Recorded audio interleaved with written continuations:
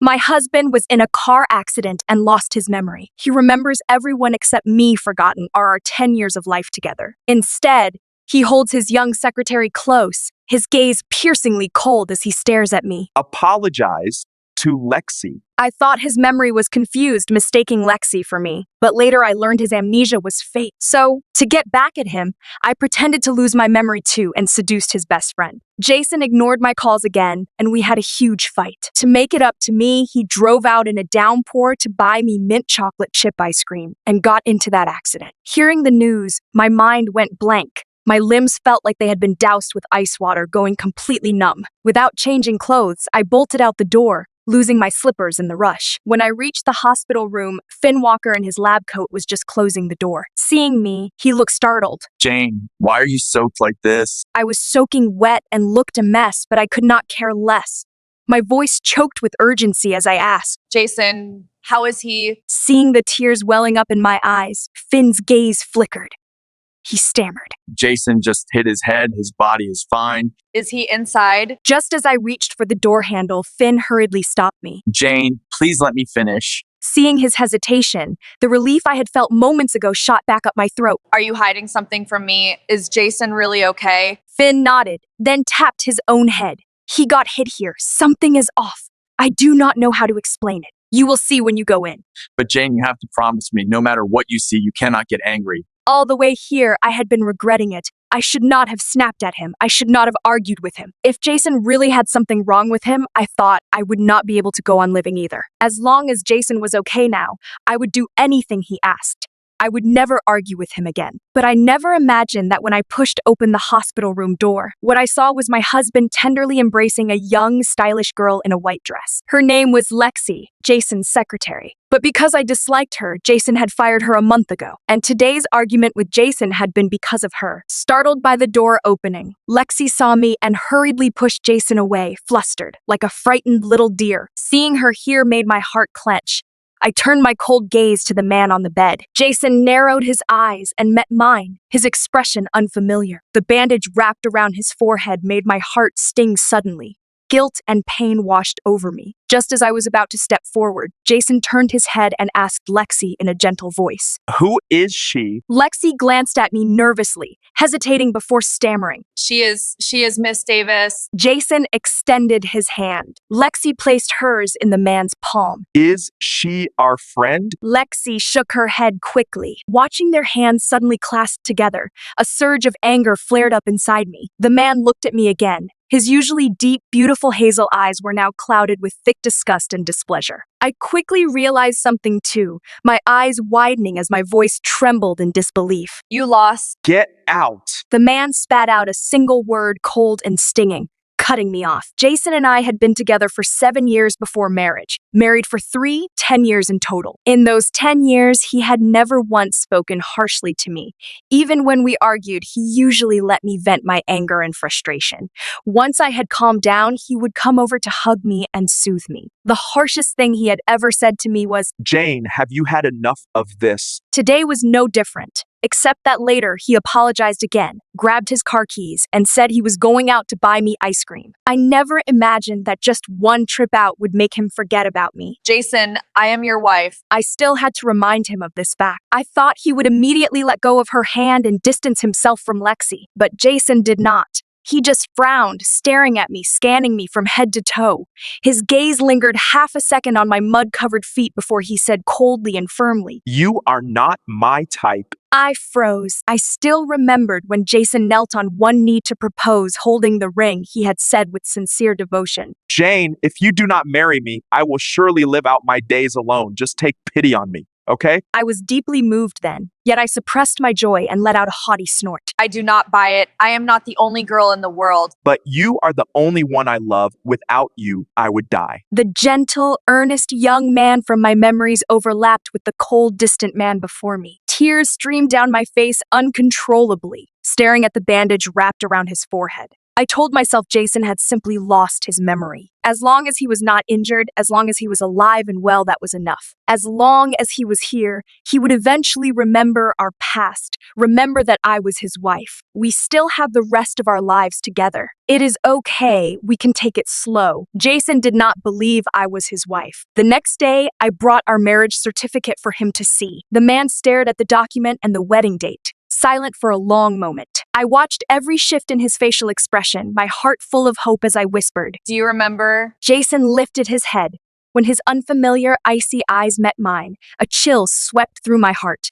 The hope that had finally begun to rise vanished in an instant. He still had not remembered. Just then, the hospital room door opened from the outside. Lexi's sweet, charming voice drifted in. Jace, I made you homemade chicken noodle soup and your favorite blueberry muffins. Try some. Her voice trailed off abruptly. Lexi's face flushed with unease as she looked at me. Miss Davis, why are you here again? Hearing her call him Jace ignited the rage simmering deep within me. If it were not for this Lexi, I would not have argued with Jason.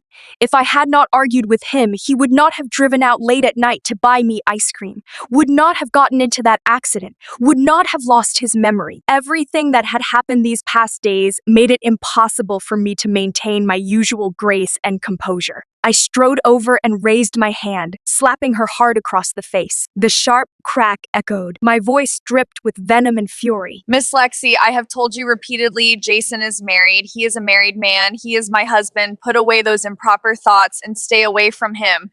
You lack even basic morality and conscience. How can you call yourself a college graduate? Did your parents not teach you how to behave? Lexi covered her face and turned to run out. Jason, who had gotten out of bed, grabbed her. His face darkened as he half carried her in his arms, gently patting her back while fixing me with an icy glare. Apologize. I watched the man who once loved me deeply embrace another woman right before my eyes, demanding I apologize to her. My heart stabbed with pain. Of course, I would not apologize to this woman who had her eyes on my husband. Jason, we really are married. You are my husband. That is a fact. If you do not believe the marriage certificate, we can go to the courthouse to verify it 3 years ago. So what? I desperately wanted him to believe me, but seeing his reaction only made my heart grow colder. Jason's gaze, cold as an ice blade, fixed on me as he suddenly spoke. Lexi told me last night, you are my wife because our families are close. My mother forced me to marry you, but I never loved you. She lied to you. We fell in love freely. You pursued me. You said you only liked me. Enough. Jason cut me off impatiently, his voice dripping with disgust. I heard it was because you made me drive out late last night to buy you ice cream that caused the accident. How could I possibly like a spoiled, domineering woman like you? Then have you never considered why I made you drive out late at night to buy me ice cream? Because you wanted to make me happy? You do like me. I like gentle, considerate women like Lexi. My heart clenched in pain. Even knowing the man before me was only saying this because of his amnesia, it still hurt deeply. Watching Jason tenderly care for Lexi, she flashed me a triumphant smile when he was not looking. Then, timidly tugging at his sleeve, she choked out. Jace, please let me go. This is not right. Jason tightened his arm around Lexi, lowering his head to soothe her gently. This is not your fault. It is me. I cannot live without you. The pain grew sharper. When Jason looked up at me again, all warmth vanished from his eyes. He said coldly, Miss Davis, listen carefully. Even if I had not lost my memory, I could not live with a woman like you. The one I love now is Lexi. Please stop clinging to me. I knew that no matter how furious I became, no matter how much I argued with them, it would be useless. I swallowed the bitter lump in my throat, forcing myself to calm down. Suddenly remembering something, I glanced down and quickly raised my hand. Jason, this is the ring you gave me. It is a pair with the one on your finger. You had it custom made. His dark eyes fixed on my hand, a flicker of emotion crossing them too swiftly to catch. Our initials are engraved inside J&J, my forever lover. This is our vow. I slipped the ring off my ring finger and held it out. Jason's gaze grew dark and inscrutable as he stared silently at me. We locked eyes for about 3 seconds. Just as I wondered if he was remembering something, Lexi lifted her head, pouting indignantly. Jace, the muffins I made are getting cold. I got up at 6 this morning just for you. If you let them get cold, I will never make them for you again. Hearing this petulant complaint, my expression turned cold. Jason snapped back to reality, ruffling the little girl's hair with a doting smile. We will eat together now. Lexi beamed with delight, hooking her arm through his and pulling him toward the hospital bed. Jason, are you not even going to look? Jason halted, turned to meet my gaze, then abruptly lowered his head. He slipped the ring off his finger and flicked it in a parabolic arc into the nearby trash can. That is my answer. Jason and I grew up together. Our homes were door-to-door neighbors. My mom always said I was only decent-looking but dumb as a rock. To prevent me from being bullied later, she had 2 abortions after finding out she was having girls, then gave birth to my younger brother Jack when I was 7. After my brother was born, my mom's temper grew worse. When she explained my homework, if I did not understand after 2 tries, she would kick me out. Sitting on the steps wiping my tears, I encountered Jason and his mom returning from SAT prep. He took me back home with them. Jason's mom was a high school math teacher. Learning I had been kicked out for poor homework, Mrs. Miller patted my head and told me to do my homework at their house from now on. If I did not understand anything, I could ask her or Jason. Jason was in the same grade and homeroom as me, serving as our class president. He was a very enthusiastic and responsible president. He said that as class president, it was his duty to help me improve my grades. With the help of Mrs. Miller and Jason, my grades gradually started to rise. My mom was too busy taking care of my younger brother to pay attention to me.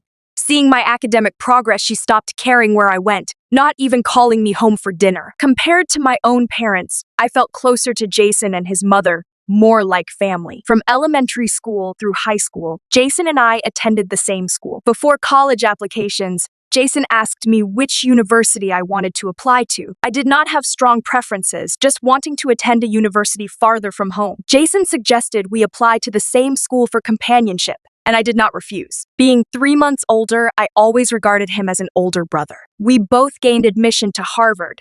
After the freshman orientation, Jason confessed his feelings to me. I accepted quickly. The transition from brother to boyfriend felt natural to me. After all, Jason was handsome and radiant, excelled academically, and was exceptionally athletic.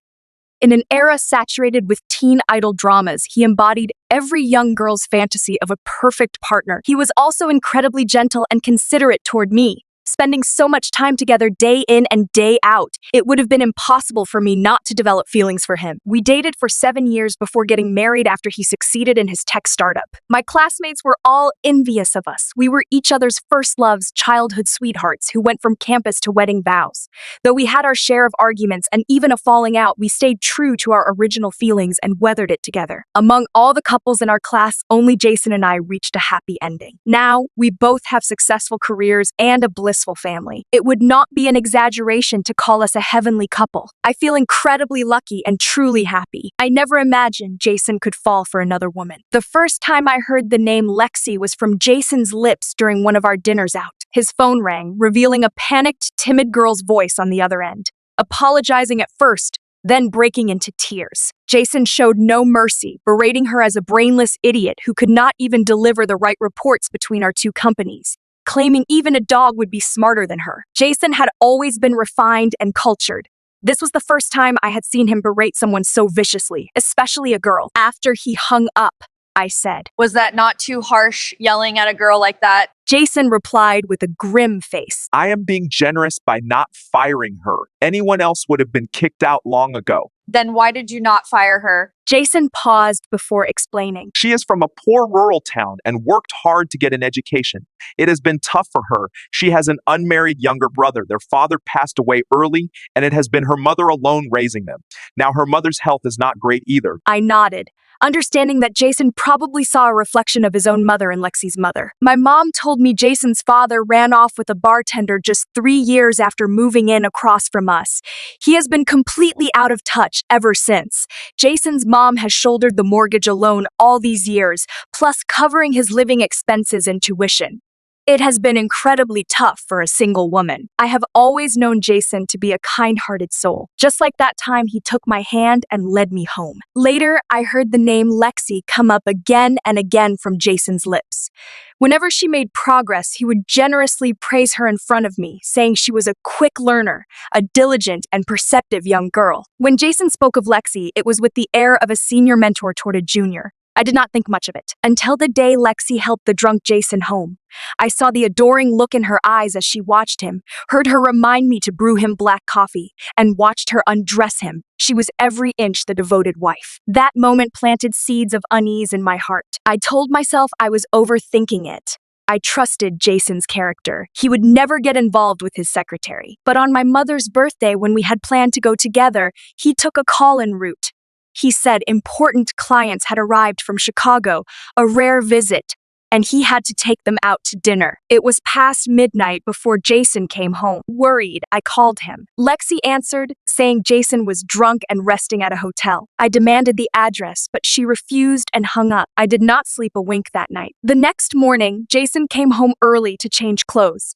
I had a huge fight with him and forced him to fire Lexi. Then yesterday, I discovered he was still in contact with Lexi on his phone, which is why we argued again. I do not know if Jason has truly lost his memory, or if he has fallen for someone else. Finn Walker handed me the pints of ice cream. Jane, do you not trust Jason's character?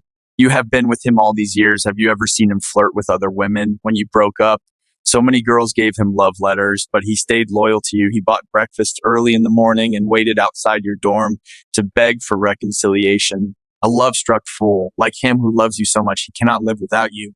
It is more believable that pigs fly than that he would fall for someone else. Do you not agree? I pressed my lips together. He really lost his memory. Finn nodded urgently. Probably temporary amnesia. He has some minor swelling in his brain. Once it dissipates, he will remember. But he remembers that Lexi. I think Jason's memory is just jumbled up. He is mistaking that secretary for you. My face turned cold. But I do not look anything like her. Our personalities are nothing alike. Finn fawned. That secretary could not hold a candle to you, Jane. She is just better at sweet-talking people. You did not tell Jason that I am his wife. I did, Finn grimaced. but, Jason's temper, he would not listen to me and he would not believe me either. Plus, he is really averse to hearing your name right now. Just mentioning it makes him turn away. He is sick, and I have to consider his feelings. I stared down at the 2 pints of ice cream in my hands, heavy in my grasp like the weight in my heart. I did not know what to do. Finn continued. Jane, you and Jason must have had several disagreements these past days.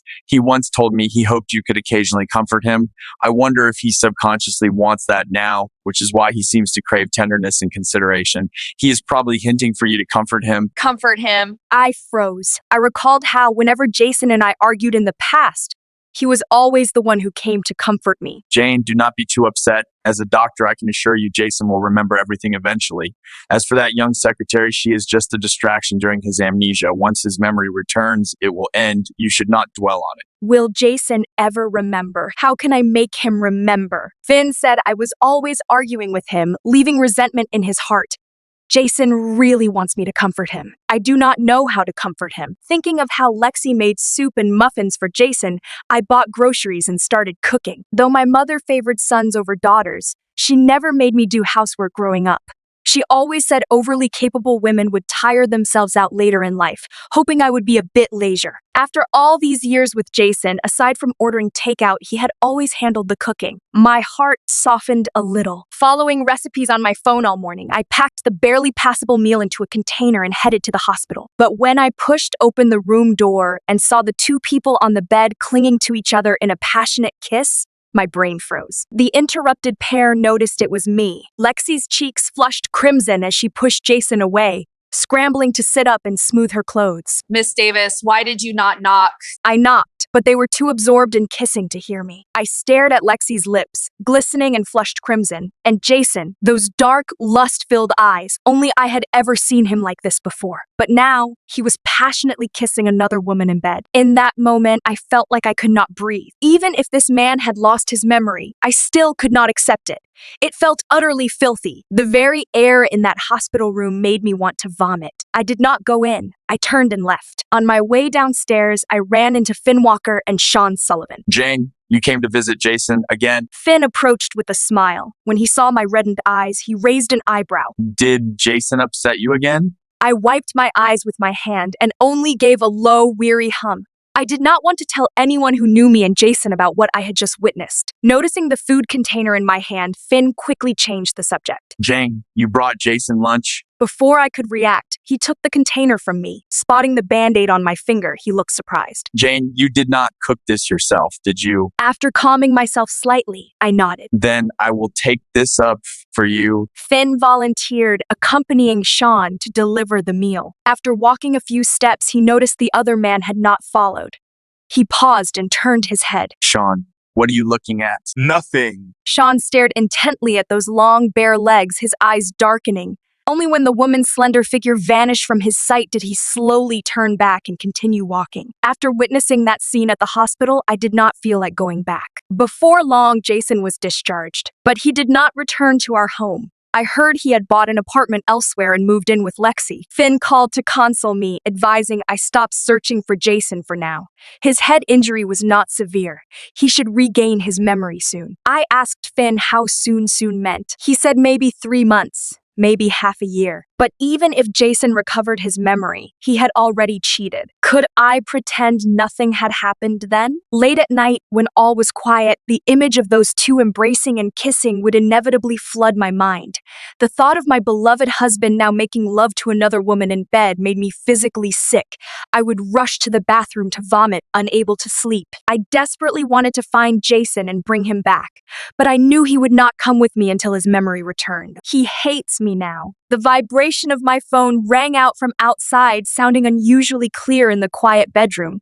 I rushed out without even turning off the faucet. I pressed to answer, barely placing the phone to my ear before my mother blurted out urgently. Jack is in trouble. You have to help him. Jack is my younger brother. From my mother's brief explanation, I grasped the gist of the situation. Tonight, Jack had taken his girlfriend out for his birthday. At a late-night diner, his girlfriend was harassed, and he got into a fight with someone, landing him in the precinct. The other party's parents threatened to make sure Jack rots in jail. Jack was a senior in college now, the apple of the Davis family's eye.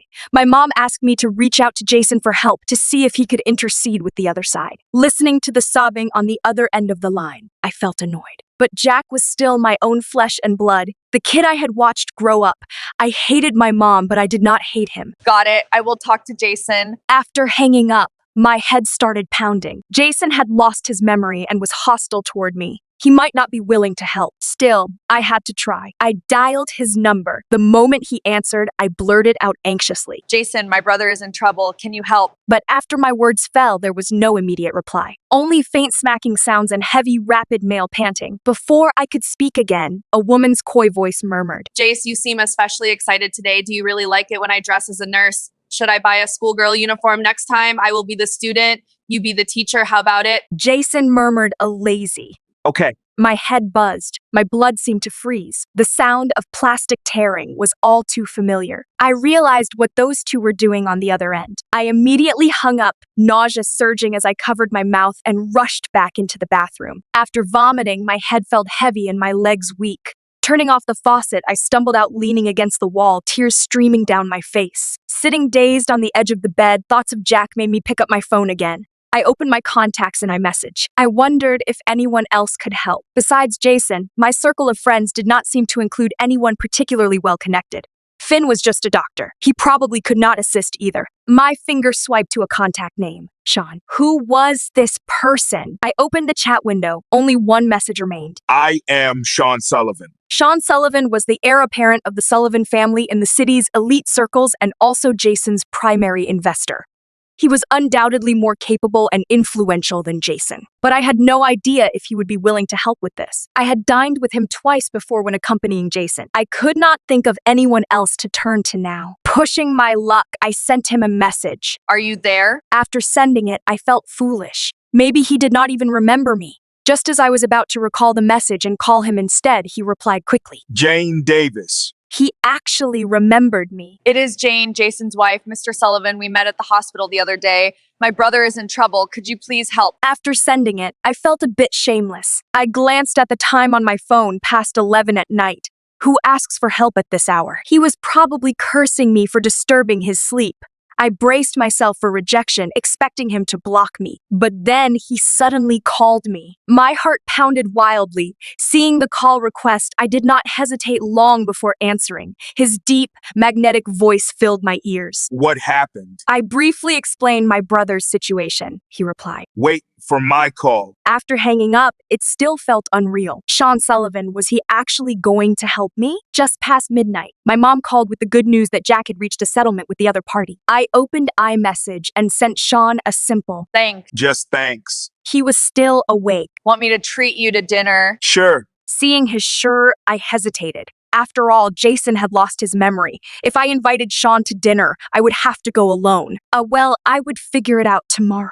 Just as I ended the chat and was about to put my phone down to sleep, it pinged with a text from an unlabeled number. I opened it to find only a video file. I tapped to play it. An explicit adult video. The man's face was captured in crystal clear detail. My husband, Jason. I knew exactly who sent this. It was utterly revolting. I wanted to delete the message and block the number, but after a moment's thought, I held back. I tapped to save the video. Ever since learning Jason slept with Lexi, I have lived in agony every day. I could not accept my husband having sex with another woman, but he only did these things because of his amnesia. I did not know how to blame him. I even blamed myself. If I had not constantly argued with him, if I had occasionally made the first move to comfort him, if I had kept him home when he went out to buy me ice cream, would he have avoided that car accident? Would we still be a loving, happy couple? We are both 28 now. For over 2 decades, we have been part of each other's entire lives. Like flesh and bone fused together, to separate completely would be excruciatingly painful. Our marriage is the same, but it feels so dirty, so disgusting. What should I do? Covering my face, my heart twisted in agony. I felt trapped in a pitch-black ocean, drowning with no way out. I swiped through my phone, unsure whom to confide in. Then my phone pinged. Sean had messaged me. I opened the chat and saw he had sent me a location, the Starlight Lounge. The chat window flashed typing, then a message appeared. Want to come over for a drink? I glanced out the window, pitch black, nothing visible. It was already past 9. Though I had intended to invite him out for dinner, this hour felt awkward. He had likely eaten already, and the Starlight Lounge was not exactly a place suited for a meal. Just as I was about to say I had already gone to bed, another message arrived. Jason and Finn are here too. Your husband seems a bit drunk. Want to come pick him up? I replied. Sure. The Starlight Lounge. Jason, how long do you plan to play with that little secretary? Finn's voice seeped through the door crack, halting my steps at the entrance. Another month, I suppose. And in a month, you will regain your memory. Finn's teasing tone pierced my ears like a cold blade plunging into my heart. My whole body froze like I had fallen into an ice cave. I stared at the man inside, utterly disbelieving. He sat sprawled on the sofa, holding a glass of scotch, radiating refined elegance. That face was clearly Jason, the man who once loved me madly. Yet, he said, Time for a change. Go ahead. While you are still amnesiac, you can try a few more. No one can stop you anyway. Finn's words carried a clear implication. My fingers dug into the doorknob as blood rushed to my head, fury boiling over. Sean suddenly glanced my way, our eyes locking. My heart skipped a beat. Just as I was about to push open the door and confront the people inside, Sean discreetly averted his gaze. If you do not want anyone to control you, you can always get a divorce. My hand poised to push the door froze mid-motion. That is pretty low. Jason looked at Sean and said quite seriously. I have no intention of swapping wives. He quickly added, I love Jane. Hearing that word love made me feel utterly sick. If you love her, why did you deceive her? Do you not think you are being despicable? Jason and Sean had always gotten along well, and he did not feel Sean was accusing him. With no one else around, he thought carefully before admitting honestly. Like Finn said, eating the same dish day in and day out for 10 years, no matter how much you love it, it eventually gets boring. It is the same with people. Jane is the woman I love most, but she is almost 30 now.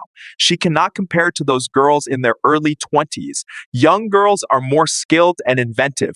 Once you have tasted that, you realize youth is better. I really envy you and Finn, still single at this age. I could not believe my ears. These words were actually coming out of Jason's mouth. Looking at the man inside, I could not reconcile him with the gentle, refined husband I remembered. How could he be so vile? I did not push open the door. Descending the stairs and sinking into the car seat, tears streamed down my face. Memories flooded my mind, my marriage, which I had believed to be blissfully perfect, had rotted and stank from within. My husband, who had been so tender and devoted to me, was filthy and vile to his core. 20 years we had known each other for a full 2 decades. How could he hurt me like this? The red light at the intersection. I gripped the steering wheel tightly, my emotions refusing to settle. The more I thought about it, the more it hurt. Like countless steel needles piercing my body. Out of the corner of my eye, I caught a glimpse of the green light flashing.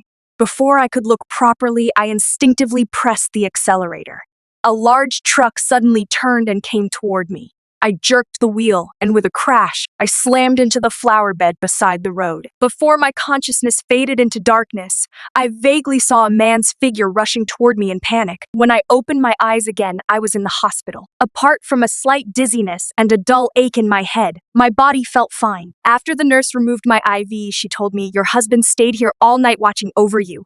He just left, probably to get you breakfast. He will be back soon." I murmured a soft hum, staring blankly at the blinding sunlight streaming through the window. The nurse carried a metal tray out. As she opened the door, she spotted the sharply dressed, handsome man standing there, glancing at the items in his hands. She smiled and turned back to me. "Your husband is back with your breakfast." Hearing that word husband, my heart suddenly clenched painfully. I lifted my head and saw Sean Sullivan. He closed the door and walked over carrying the breakfast. He was alone. The elegant, distinguished man approached my bedside. As he bent down to look at me, I stared back at him, my mind feeling fuzzy. Are you feeling any discomfort? His deep, concerned voice reached my ears. I shook my head, staring at his face. Though he wore only simple black clothes, the words power and authority seemed etched into his very aura. Even without knowing who he was, one glance revealed he was no ordinary man. Moreover, his towering height, well over 6 feet, and his naturally striking features alone were enough to make hearts race. Recalling the way the young nurse had looked at him, I stared at his broad shoulders and narrow hips, a flutter stirring within me. I offered a sweet smile. Honey, do not worry. I am fine. Sean had just placed breakfast on the nightstand when he heard those words. His body froze abruptly. He turned to me, his brow furrowing. What did you call me? I blinked, tentatively calling out again. Husband. His handsome brows furrowed deeper. He stared at me for a moment before reaching for the bedside call button. Soon, a doctor and nurse entered to examine me. Sean stepped out to speak with the doctor while I ate breakfast in the room. When he returned, I handed him the bowl and spoon. Husband, my hand hurts. Will you feed me? Sean looked into my alluring cat-like eyes, then glanced at the wound on my head. If I had not lost my memory, I would not be looking at him with such dependence and trust. Husband, my hand really hurts. Do you not feel sorry for your wife? Faced with my accusation, Sean's Adam's apple bobbed. But he ultimately said nothing. He walked over and took the bowl and spoon from me. After finishing my meal, I watched as he packed up the trash and took it out. When he returned, I got out of bed and threw myself into his arms, clinging to him. Honey, did I scare you yesterday? Sean stiffened slightly, lowering his gaze at me as if he wanted to say something. But in the end, he could not help but pull me into his arms, letting out a low, muffled hum. "I am sorry for worrying you. I will be more careful from now on." After saying that, I stood on my tiptoes and planted a smacking kiss on his cheek. Suddenly, the man pushed me away. I thought my flirtatiousness had gone too far and turned him off. But my sharp eyes noticed his ears were flushed. A very noticeable blush. Sean avoided my gaze. He reached into his pocket, pulling out a pack of cigarettes and a lighter. Then, as if remembering he could not smoke here, he said, I have some things to take care of at the office." I nodded obediently. Husband, go take care of it. I will wait for you at the hospital. Hearing me call him husband, Sean's cheeks burned even hotter, yet he still did not reveal the truth. Anyway, Jason would not know about it now. I stayed in the hospital for a week. Once the scab formed on my forehead and the doctor confirmed there were no major issues, I was discharged. Sitting in Sean's car, I watched as he drove in the exact opposite direction from my home, saying nothing. Sean brought me to his place, a spacious penthouse overlooking Central Park, located in the city center where every inch of land was precious. Jason had once mentioned wanting to buy a place here, hoping to be Sean's neighbor. But this neighborhood was home to the city's old money, the powerful and influential. Though Jason had achieved entrepreneurial success and was now one of the city's hottest tech tycoons in the eyes of these old money families, someone who built their fortune from scratch was merely nouveau riche, utterly beneath their notice. The old aristocracy was fiercely exclusive. Even when selling properties, they refused to consider Jason as a buyer. For a while, this situation left Jason in a terrible mood. Even during our meals, he was constantly making calls to pull strings. I ended up arguing with him over it. I believed a home only needed to be warmly decorated and conveniently located. There was no need to buy such an expensive place. It just was not worth it. But Jason insisted that living here was a symbol of status. Watching the sunset drape over Central Park, I had to admit it was breathtakingly beautiful. In that moment, I conceded the property was worth every penny, if only for the daily spectacle of sunrise and sunset, a sensory feast in itself. Want to go rest? His arms wrapped around me from behind. The crisp, familiar scent of cedar sent a tingle through me. I pulled his hands away, turned, stood on tiptoe to wrap my arms around his neck, and pressed my lips to his. Sean's eyes darkened with desire. He paused only briefly before cupping the back of my head, taking control. We had kissed several times in the hospital these past days, and he had evolved from awkward stiffness to passionate familiarity. Every nerve in my body trembled under his intensely sensual and skilled caresses. He pinned me against the living room sofa. Just as I thought I would get my way, the abrupt vibration of a phone shattered the sultry, intimate moment. Sean lifted his head from between my clothes, the corners of his eyes reddened. His ink-black eyes held a storm brewing beneath the surface. He propped himself up with one hand above me, freeing the other to retrieve his phone. Glancing at the number displayed on the screen, he prepared to rise. I wrapped my arms around his neck again, landing squarely on top of him as he sat up. Husband, do not go. Sean's lower abdomen tensed, yet he did not push me away. I caught a glimpse of the number on his phone, emboldening me to tease him further. Sean grabbed my hand, his breath heavy and scorching, his voice hoarse and deep. Let me take this call first. I obediently stayed still. Only then did Sean answer the call, coldly uttering 2 words. What is it? Sean, we are one short.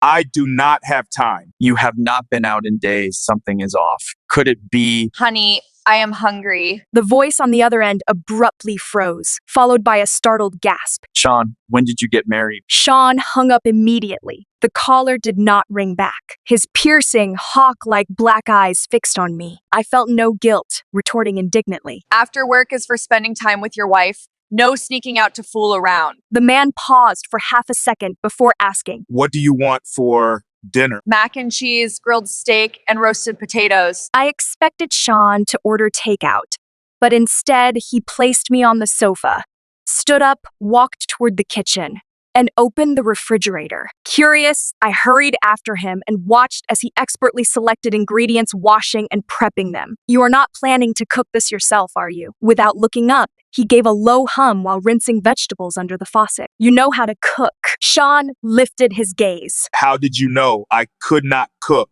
I was speechless. Was he deliberately trying to draw me out? I completely forgot. I gave an awkward smile under his scrutinizing gaze. I immediately spouted a string of flattery. Husband, I never imagined you would not only be handsome and good at making money, but also know how to cook. I must have saved the galaxy in a past life to find such a wonderful husband now. I feel so incredibly lucky. His expression shifted to a faint, ambiguous smile. My scalp prickled. Had my acting been that amateurish? Did he see through me? But he had seemed genuinely moved just now. If not for that phone call, I might have succeeded. Honey, I will not bother you. I will wait outside, cook in peace. I turned and fled. Only when I escaped his gaze did my heart begin to settle. With nothing else to do, I glanced at my phone. Days had passed and not a single call had come through. A strange feeling settled in my chest, a numbness I had grown accustomed to. Inside the private room, after Finn put away his phone, someone beside him immediately asked, Sean got married? Finn hummed in acknowledgement, staring at his phone screen with furrowed brows. When did he get married? Jason's question prompted everyone to shake their heads. None had heard a whisper. Logically, if Sean had married, he would have sent wedding invitations to his close friends. Not giving them any notice meant it was just a fling. Jason shrugged it off. Go find someone else. But Finn clutched his phone, silent. Someone nudged him. What is wrong? Finn looked up at Jason. That woman's voice sounded familiar, a bit like Jane's. But he dared not say it aloud. The others gasped. Could it be someone, Jason scoffed. She is just some fling. What difference does it make if I know her? Finn thought about it and agreed. He immediately called someone else over. I thought Sean brought me back with some ulterior motive. I wanted to sleep with him, and he surely wanted me too. But on the very first night, he brought me home. He insisted we sleep in separate rooms, claiming I needed to recuperate. He even locked the door from the outside, keeping me completely out of reach. For the past month, I have been reduced to staring at his lean, muscular waist, fantasizing about the defined V-line and abs beneath his shirt, drooling over the occasional lustful glint in his eyes. After all, I had been deprived for far too long. I used to be faithful to my marriage, eyes fixed only on my husband. Even going weeks without intimacy felt normal. But after discovering Jason's betrayal, the moral chains binding my heart snapped. He deliberately feigned amnesia to deceive me for his affair. Why should I remain chaste for him? Those occasional moments of intimacy with Sean only stoked the flames of desire burning within me ever brighter. Yet Sean always stopped just short of crossing the line. Even when I could see he was on the verge of exploding, he would still stroke my hair, fasten my bra, then rise and retreat to his room, closing the door behind him. He stayed in there for ages before emerging. I knew he must have taken a cold shower. I could feel the chill radiating from him. I sensed he was still holding back, likely out of consideration for his friend Jason. But my goal was to get back at Jason. The longer I dragged this out with this man, the clearer-headed he would become. I knew deep down I had to strike fast. Otherwise, where would I find another specimen like him? Even if I cheated, I would find someone superior to Jason. Only then could I drive him mad. After Sean left for work, I lingered alone in the house, bored out of my mind. Beyond scrolling through my phone, there was nothing else to do. The text arrived while I was playing Candy Crush. Miss Davis, can we talk? The number was not unfamiliar. Thinking of that video, the nausea and suppressed rage surged back up. I knew exactly why she wanted to meet. I replied with a sure. After she sent the location and time, I texted Sean while heading over. The coffee shop. It was a weekday, so the place was nearly empty. Upon entering, I immediately spotted the woman seated at the booth by the glass wall. After I sat down, the waiter approached to take my drink order. I asked for plain water. Lexi pulled a medical report from her bag and handed it to me. I did not take it. She placed it before me. Miss Davis, I am pregnant. Hearing the word pregnant, my mind went blank. It is Jason's child. Lexi set down her juice, touched her flat stomach, then looked up with a mix of smugness and earnestness. Miss Davis, could you grant me this favor?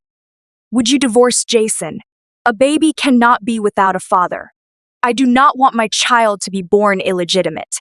Just think of it as doing a good deed. I grabbed the water glass in front of me and hurled it at her. Why should I grant your wish? Lexi bit her lip, her eyes reddening as she glared hatefully at the older woman across from her. Your child is illegitimate, but I did not make him that way. It is because he has a mother like you, a shameless woman who seduced a married man and became his mistress. You, his own mother, do not even consider his feelings. Why should I be the one to do you a favor and step aside? But Jason does not love you anymore. What good does dragging out this marriage do for you? Lexi glared at the woman across from her, her lips curling into a vicious smile. You know what? Jason told me he has zero interest in you now. Even if you stripped naked and slept beside him, he could not get it up. Living with you, he can see his entire future laid out before him. There is no spark, no excitement. It is pure torture. If I were you, I would divorce him while you still have some appeal and find another man. Otherwise, you will be stuck living like a widow for the rest of your life. I thought I had already given up on Jason completely, but hearing those words, an uncontrollable ache still tugged at my heart. So in his eyes, I no longer sparked even a shred of interest. So being with me had been that painful for him. I set my water glass down gently. Though my heart churned violently, my expression remained composed. If Jason wants a divorce, have him come talk to me. After all, he is the one who cheated.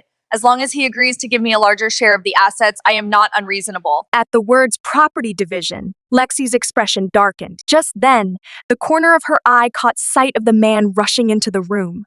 Her previously haughty, defiant gaze instantly softened into one of pitiful vulnerability. Miss Davis, I know I have hurt you. I am truly sorry, but the child is innocent. A tiny life I simply cannot bear to terminate. You and Jason still have no children of your own. If you will only agree to adopt this baby, you will be his mother. I promise I will leave. I will go far away and never see Jason again. Please, I beg you, will you agree? Lexi rose from her seat and knelt on the floor. I can give up everything, those expensive gifts Jason gave me before. I know they belong to both of you as marital property. I can return them. I only want to keep this child. What are you doing? Jason roared, his expression twisted with agony. He strode over and yanked Lexi to her feet. I lifted my head to meet the man's grim gaze. The marks scattered across my neck were strikingly visible, the mottled red traces extending all the way under my clothes. I did it on purpose. Lexi had chosen her spot well. Jason's furious gaze fell upon the marks, his brow furrowing. I caught that look perfectly. Just then, I saw Sean enter. I rose and rushed toward him. Husband. Hearing that word, husband, Jason's heart clenched. Remembering his amnesia, he resolved to play along as before. But before his cold words could escape, I had already thrown myself at Sean. Husband, she says she is carrying your child. Did you cheat on me behind my back? Sean lifted his eyelids to glance at the two people beside us. Understanding quickly dawned on him. He patted my back reassuringly. That child is not mine. But she showed me the report. She is 2 months along. Fuming, I grabbed the report from the table. Sean glanced at it casually before lifting his gaze to Jason, a faint, ambiguous smile playing on his lips. Congratulations. Jason, you are going to be a father. Jason's expression froze. The next second, he snapped back to reality. Jane, who are you calling husband? I turned my head to meet his gaze.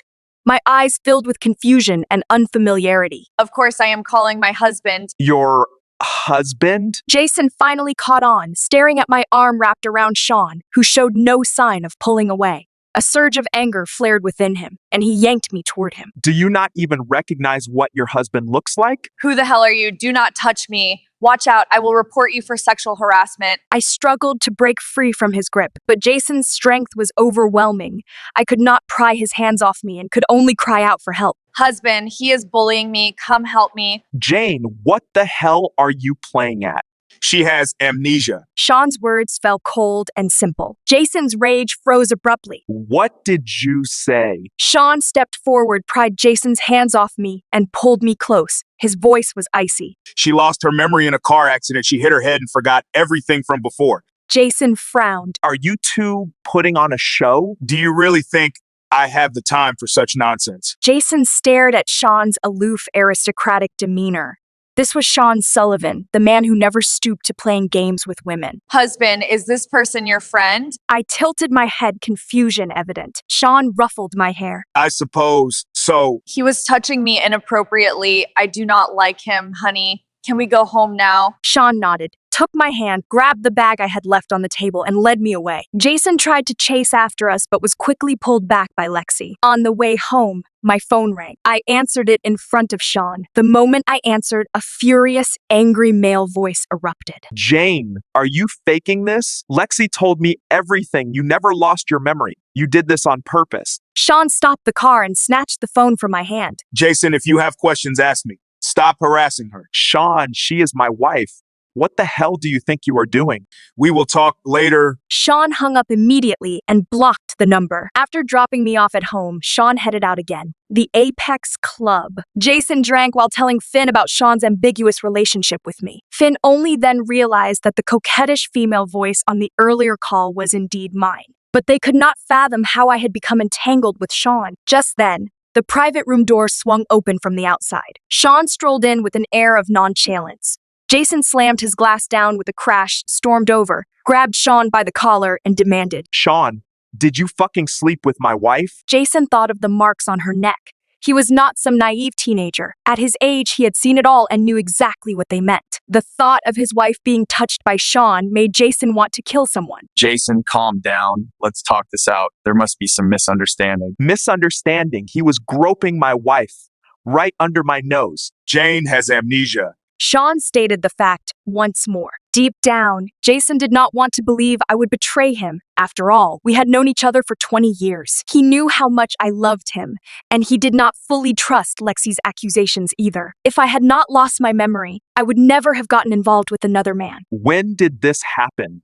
A month ago at Mercy Hospital. You can look into it. Jason recalled this past month they had called Sean repeatedly, but he rarely came out. So he had been with Jane all along. You fucking took advantage of my wife's amnesia to sleep with her. Jason gritted his teeth in fury. Sean, do you even understand the principle of not betraying a friend's wife? You can play around with anyone else, but you slept with my wife after all I did for you as a friend? How could you do this to me? Jason's eyes blazed with rage as he swung a punch. Sean did not dodge. The blow landed squarely on his face. I waited until 11 at night. I figured Sean probably would not be coming back tonight.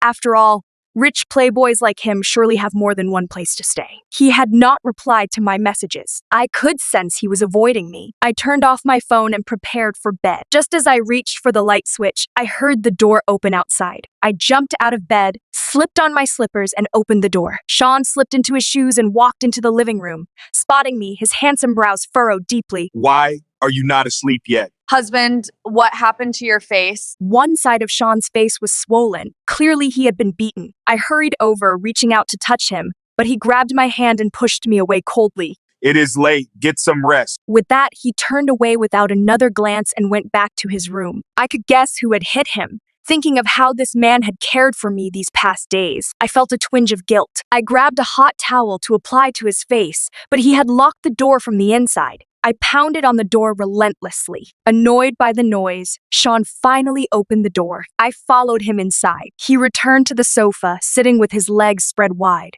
A lit cigarette dangled between his long fingers as he puffed steadily.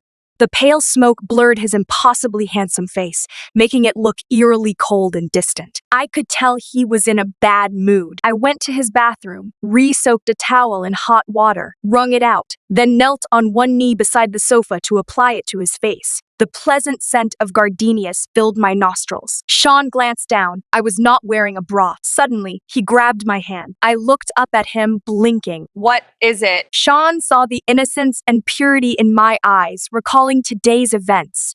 He abruptly crushed the cigarette in his hand and tossed it into the nearby trash bin. Then, with a firm pull, he drew me onto his lap. I thought he was going to get intimate with me, but instead, he simply cupped my chin with his hand, forcing me to look up at him. Beneath the bright lights, his handsome, flawless face drew near. His voice was low and dangerous. Jane, I can sleep with a married woman to help you get revenge on Jason, but I refuse to take advantage of someone in distress. Staring at that face so full of desire and teasing, I felt my throat go dry and the heat radiating from his body beneath mine. His dark, burning eyes fixed on me without blinking. I understood his meaning, seeing the sweat beading on his forehead and his noticeably heavy breathing. I tossed the towel aside and wrapped my arms around his neck. Sean, you are not taking advantage of me. I know exactly what I am doing. With that, I tilted my face and pressed my lips to his. Just as I had expected, Sean truly satisfied me. Though the initial experience was not great, his stamina was impressive, and his technique improved with each encounter. Originally, I had only planned to sleep with him for one night, but that felt like a waste of my month-long investment. Driven by his ravenous appetite,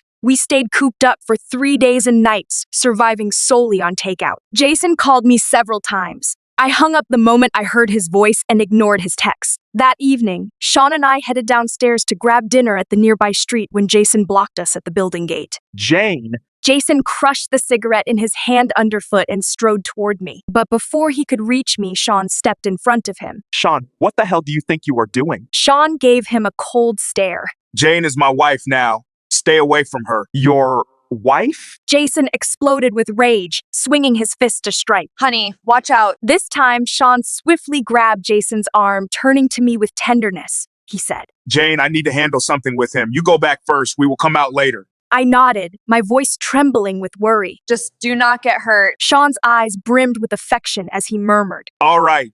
watching the woman disappear into the building. Sean, we are friends. How could you do this? Sean turned back, his gaze coldly appraising Jason. Friend, do you even qualify? Jason's expression froze. If it were not for you marrying such a good wife, honestly, I would not even bother with your little things. Jason's face instantly darkened. Have you two been hooking up all along? Number. Sean released his grip, lit a cigarette, and narrowed his deep eyes, chuckling hoarsely. We barely exchanged 2 words these past years. Now that my wish has come true, I really have to thank Finn. He came up with a brilliant idea. As Sean turned away, he added cheerfully, She only forgot about you. After I went upstairs, Jason called me again. He claimed Sean had deceived me, insisting he was my husband. Naturally, I did not believe him. He sent numerous texts, but I did not reply to any. Suddenly, my mother called, asking me to come home for dinner. The moment I walked in, I saw Jason sitting with my mother, laughing and chatting. As soon as he spotted me, he rose with sudden warmth and tenderness, Jane, as if nothing had ever happened between us. But the memory of that video flooded back. Looking at his face, that visceral nausea surged up again. When he reached out to take my hand, I pulled away. I had suspected my mom had not called me back for no reason. I will go cook dinner. You two talk. My mother headed to the kitchen in high spirits. My eyes immediately fell on the gift boxes scattered across the coffee table. A Rolex, luxury watches, cigars, premium wine. No wonder. Jane, have you truly forgotten me? Did you ask my mother to call me back? Since you refused to see me, I had no choice but to resort to this. Jason stared at me, his eyes filled with sorrow and anguish. Sean really deceived you. I am your husband. Mom can vouch for it. He pulled out our marriage certificate from his pocket and held it before me, then displayed the hand wearing the wedding ring. The ring on my finger is a pair with yours. I commissioned a designer to create them, one of a kind in the entire world. I had our initials engraved inside both rings. Fearing I would not believe him, Jason emphasized this point, passionately uttering a phrase. My forever lover. This is our vow. How familiar those words sounded. Not long ago, I had used the same words to win him back. Seeing me press my lips tightly together, silent for a long moment, Jason urgently said. If you do not believe me, we can go to the courthouse. Yes, I believe you. Jason exhaled in relief, but his expression quickly darkened. Jane, Sean deceived you. I will not let what he did to you go unpunished. You are coming with me to the precinct now. I cut him off. That girl we saw at the coffee shop the other day, she is pregnant. Jane, it was not what you think. I did not betray you. You have always been the woman I love most. I just got drunk and did something foolish in the heat of the moment. I stared at the panic on his face. So you cheated on me. I will not let that child be born. The position of Mrs. Miller will always be yours. As for your situation, I know you have amnesia and were deceived by him. If you come with me to the precinct to report it, I will forgive you for everything that happened. We can start fresh and live happily together. Forgive everything. I do not remember anything from before. I glanced at the ring on my finger, closed the marriage certificate, and stated firmly, I do not know why I married you, but I can say with certainty I would not have chosen a man like you. Jane, we grew up together. You loved me. But now I do not remember any of it. I cut him off again. Seeing his eyes redden, I recalled how I must have looked 2 months ago. No, I must have been even more heartbroken then. Back then, he filled my heart and eyes. I never imagined he would deceive me.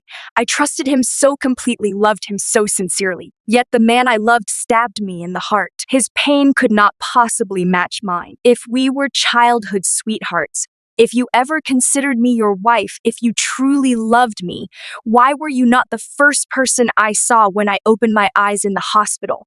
Why were you not the one tending to me? Jane, this is not my fault. Jason snapped bitterly. It was Sean.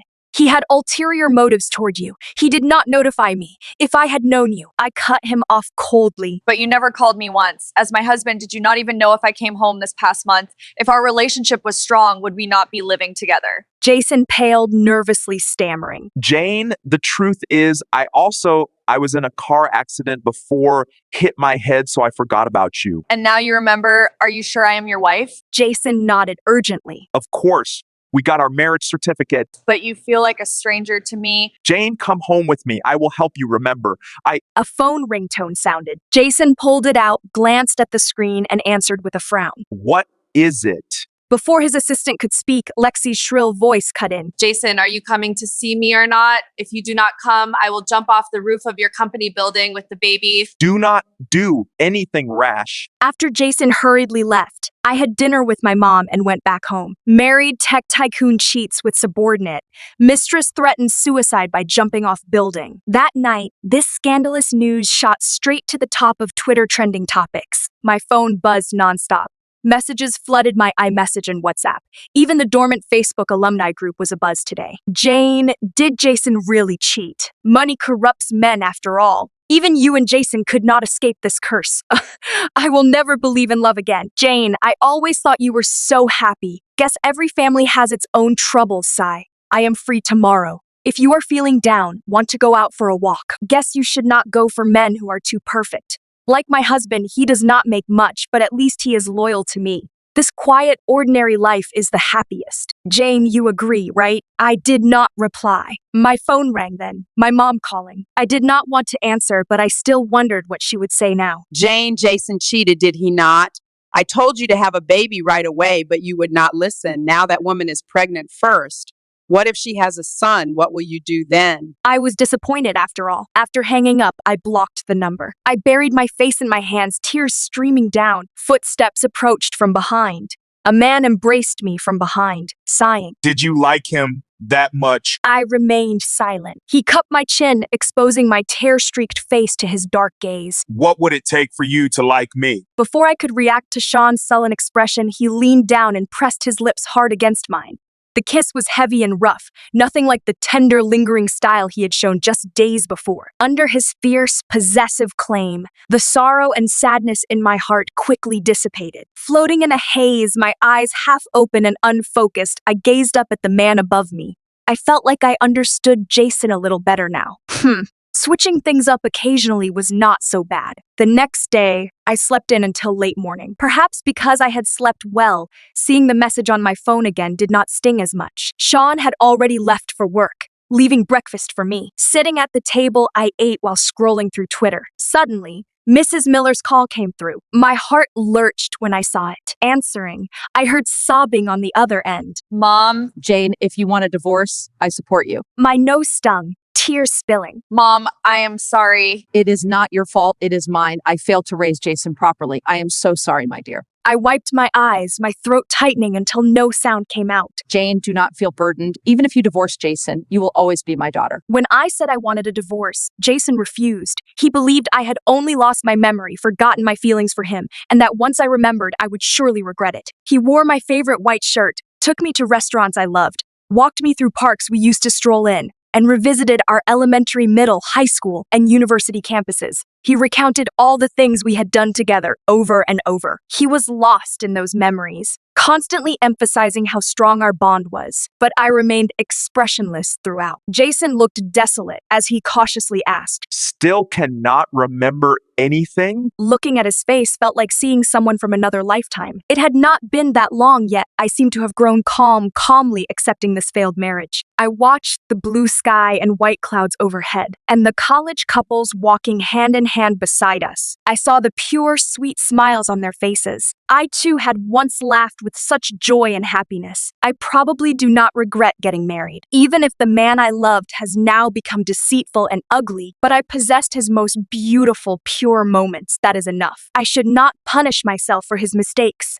I should start a new life. Jason, actually, Jane, please do not divorce me. Jason pulled me into his arms, holding me tight as he pleaded. Jane, I will treat you so well from now on, even if you cannot remember.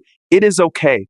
I will make you fall in love with me again. Do not fall for anyone else. Do not leave me. I cannot live without you. Jason, you once said you would die without me, yet you still cheated. Jason's body stiffened abruptly, his grip on me involuntarily loosening. I pushed him away, watching the unease and anxiety in his eyes, and smiled softly. Actually, I did not lose my memory. I was lying to you. Disbelief filled Jason's eyes. Jane, what are you talking about? Because you lied to me too. I lied once. That is only fair. Jason's eyes reddened with fury. So you slept with Sean to get back at me. I nodded. You could say that night at the club, I overheard your conversation with Finn. You said eating the same dish day in and day out for 10 years was boring, that young girls were more skilled and varied, that I could not compare. Jason had been furious, but hearing this, his anger deflated. He looked at me painfully. It is my fault.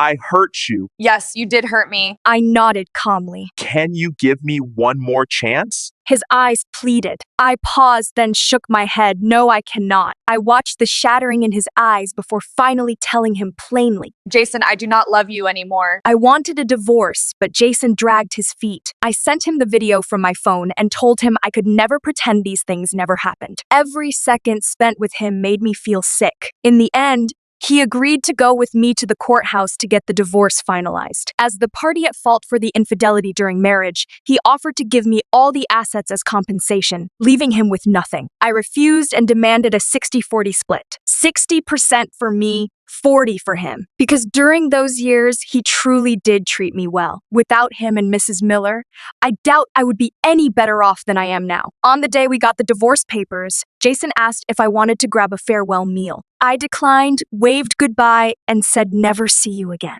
My mother did not support my divorce, so I did not go home afterward. I did not take the marital home we shared, I left it to him. After the divorce, I used my share of the assets to buy a new place. I moved all my belongings into the new home, determined to start anew. Sean kept showing up at my place. I had intended to draw a clear line with him, but at my age, I have physical needs too.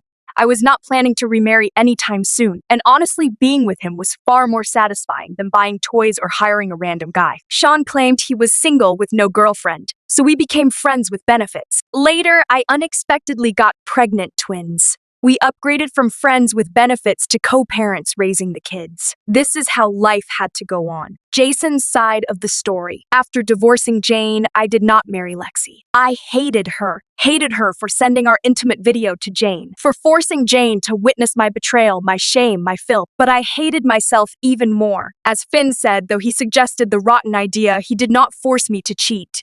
I brought my marriage to Jane to this point all by myself. I could not control my own desires. I deceived Jane. I deserved every bit of it. I gave Lexi two choices. If she insisted on keeping the baby, I would pay her the minimum monthly child support.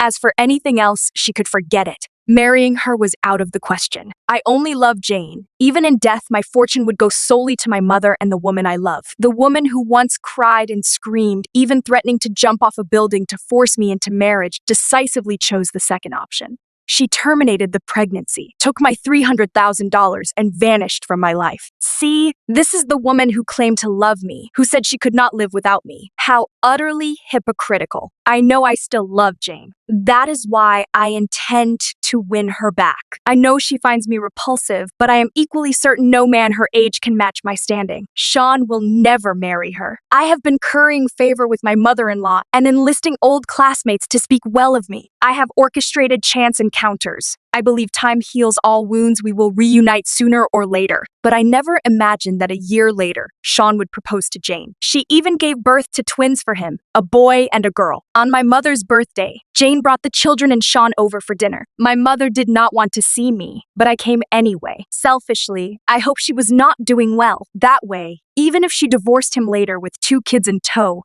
I would still be willing to take her back. I could treat her children as my own, but Sean never gave me that chance. He peeled shrimp for Jane, remembering what she liked and what she could not eat. He cared for the 2 children with meticulous attention and even showed deep respect toward my mother. Throughout the entire meal, Jane did not spare me a single glance. Her eyes were fixed only on her current husband and children. The smile on her lips was so gentle, yet so painfully glaring. It made me realize I had lost her forever. From now on, we would be 2 parallel lines that never intersect. After seeing them off, my mother sat down with me for a rare calm conversation.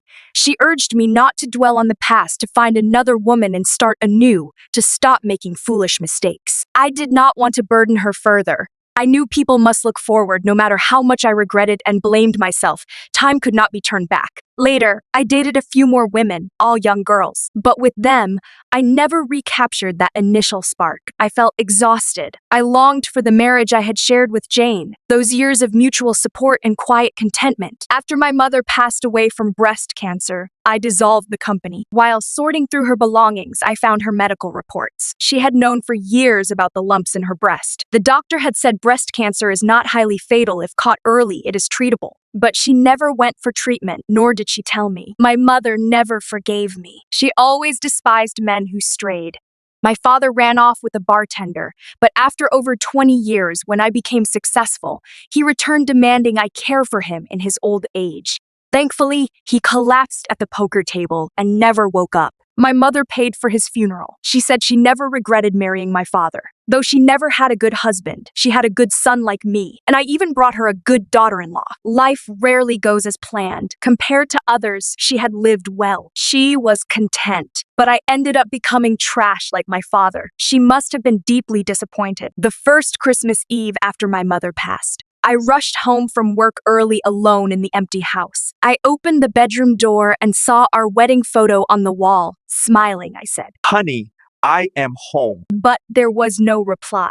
The house was so quiet, it felt like death itself had settled in. Every year on this night, Jane, my mom, and I would gather around the table making sugar cookies and hot cocoa, eating popcorn while watching classic holiday movies. Things that once felt ordinary now seemed priceless. I lay on our wedding bed. Even after Jane left and threw away all our old things, I managed to find them all back. My stomach ached from hunger, but I could not bring myself to move. Jane's image kept flashing through my mind.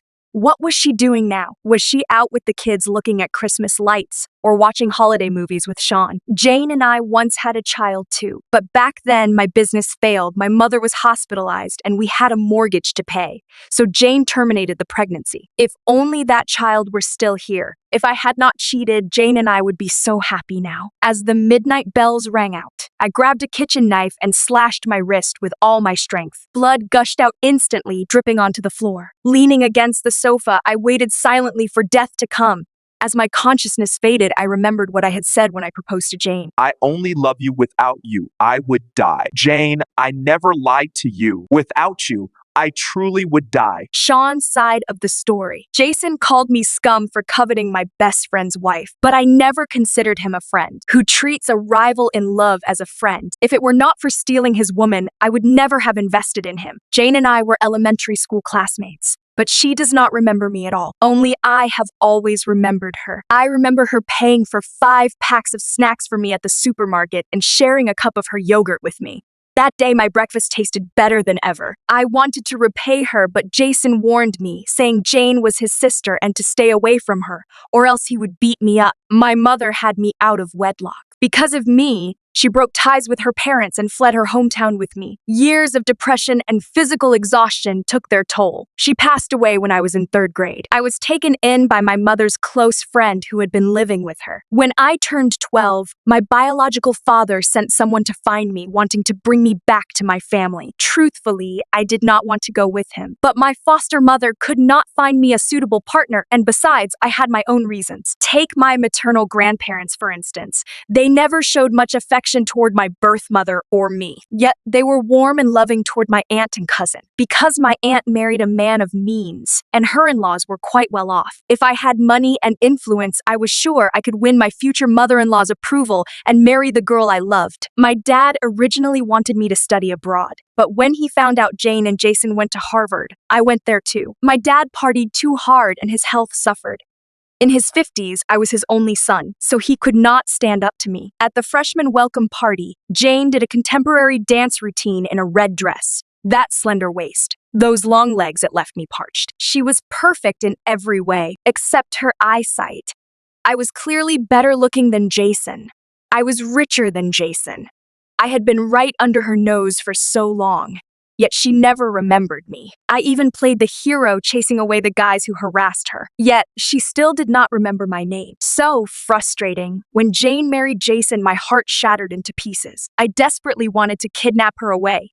But in this law-abiding society, even if I took her back, I could not keep her. I could not be her prince, only her knight. When I learned Jason was starting a tech company, I invested in him. When several shareholders gathered for dinner, I insisted he bring his family along. That is how I ended up sharing a table with Jane and added her on my phone. Watching her treat Jason with such tenderness and care felt like swallowing broken glass. I could not bear seeing her be kind to another man, even if that man was her husband. Yet I craved seeing her. I was that self-destructive, hiding my secret desires. I waited year after year until Jason finally lost his memory. I revealed his deception to Jane. When Jane got into that car accident, my heart nearly stopped. Thankfully, she was not injured, just suffered some minor trauma. She called me husband. That word husband sounded so sweet. I brought her back to my penthouse. Faced with her seduction, I desperately wanted to strip her bare and take her roughly. But if Jane ever regained her memory, she would surely hate me.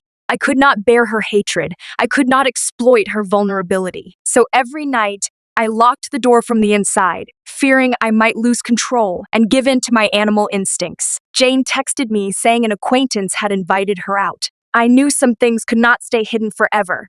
What was stolen would eventually have to be returned. I was terrified that Jane would find out I had lied to her, that she would hate and despise me. So I rushed anxiously to the coffee shop. Jason and his mistress were there too. When Jane threw herself at me, I felt a secret thrill and could not resist reaching out, wrapping my arm around her waist right in front of her husband. Jane accused me of cheating. My heart clenched in terror and I denied it immediately. But when I saw the pregnancy test, joy flooded back. Jason got his mistress pregnant, yet he still claimed his wife was his greatest love. Fuck his wife. From now on, his wife is my wife. I will not let her go. Jane had not lost her memory. She slept with me. The first time, I did not perform well. I could tell she was not satisfied. So I pulled her in for a second time, then a third. I could tell she actually enjoyed this sort of thing. To win her over, I even sought out instructional videos to study and learn techniques. After Jane divorced Jason, I confessed my feelings only to be rejected. She believed that if I could hang out with guys like Jason and Finn, I could not be much better myself. And for me to even eye a married woman, total trash. So she wanted to cut ties, telling me to stop bothering her. Of course, I was not going to be that obedient. I showed up every other day, finding excuses to stay. If she did not want romance, I would settle for sex. Through my diligent efforts, we finally got results. Twins. If it had been just one child, Jane would have chosen to keep the father and the baby. But with two, she could not bear to terminate one. She had no choice but to make me official. Of course, I also showed her this diary. My feelings are genuine. I love her more than anyone in this world. We will be a happy family of 4.